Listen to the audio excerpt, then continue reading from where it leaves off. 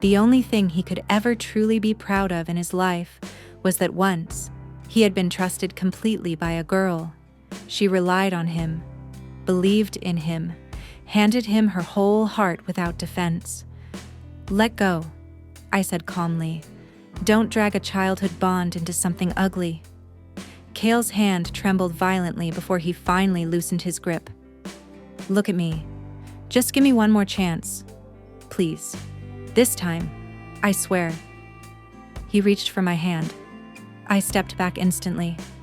"Disgusting." The word cut him off mid-sentence. I pulled my suitcase and turned away. Silas was standing not far ahead. I looped my arm through his. Behind me, a raw, broken wail tore through the air.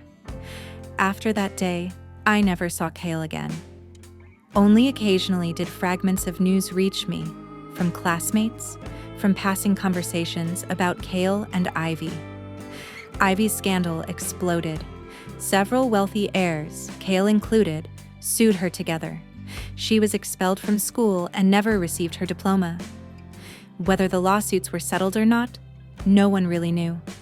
Cale was cast out of his family, perhaps to appease Silas, perhaps because his mother's business faltered and needed someone to blame.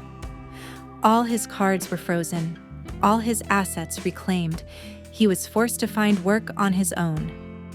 People said the once extravagant second son, who never hesitated over million-dollar custom pieces, now hesitated over buying a single bottle of alcohol. Others claimed they had seen Cale and Ivy fighting in the streets, two equally desperate people, bloodied and insignificant. No one paid attention. My life, however, moved forward.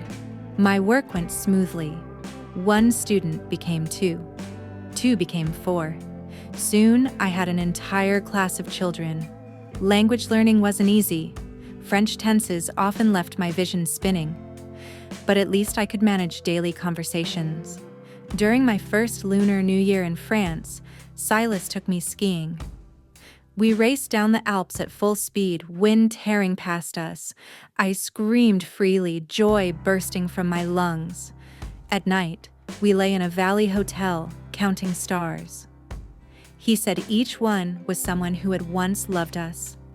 "Silas," I asked softly, "aren't you going to tell me the story of Angel State?" That night, he took me back across the ocean, back to a city he had sealed away for years, back to a long-sealed ancestral house. Inside was a room covered wall to wall with pink rabbits. Silas had a younger sister, 10 years younger. She loved rabbits. As she grew older, she loved pink rabbits most. She used to say she came from a rabbit planet to save the world. But fate was cruel. Her mother died at birth. Their father passed away when she was 8. She watched her brother fight endlessly, against relatives, against greed, against collapse, until he was completely exhausted. If she had come to save the world, then she could not become his burden. So when servants abused her, she stayed silent. When classmates mocked and bullied her for mutism, she spoke only to Silas. The one with mutism was never him.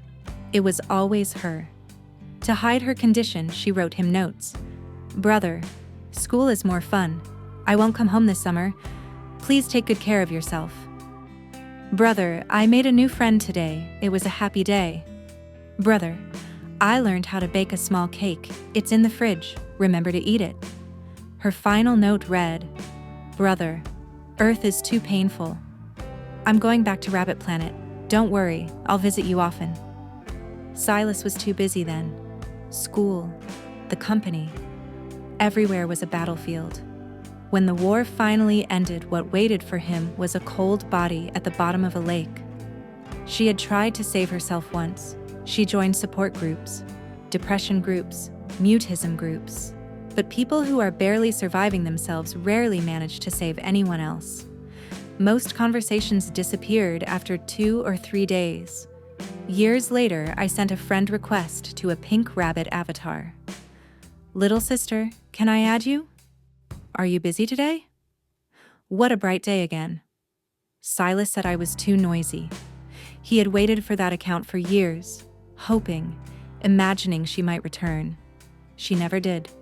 Instead, an annoyingly loud, older sister appeared.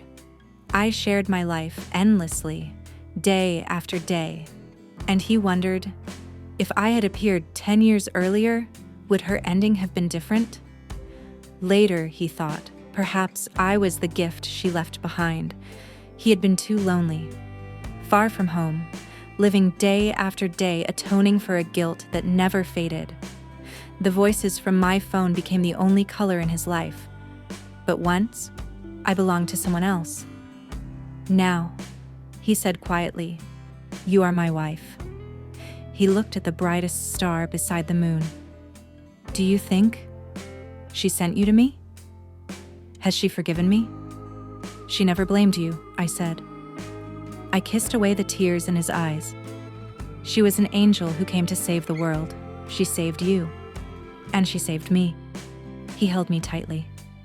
Jojo, he whispered, I love you. So deeply. So endlessly. The greatest tragedy in life is loving the wrong person. The greatest fortune is this, that I love you, and you fell perfectly into my arms.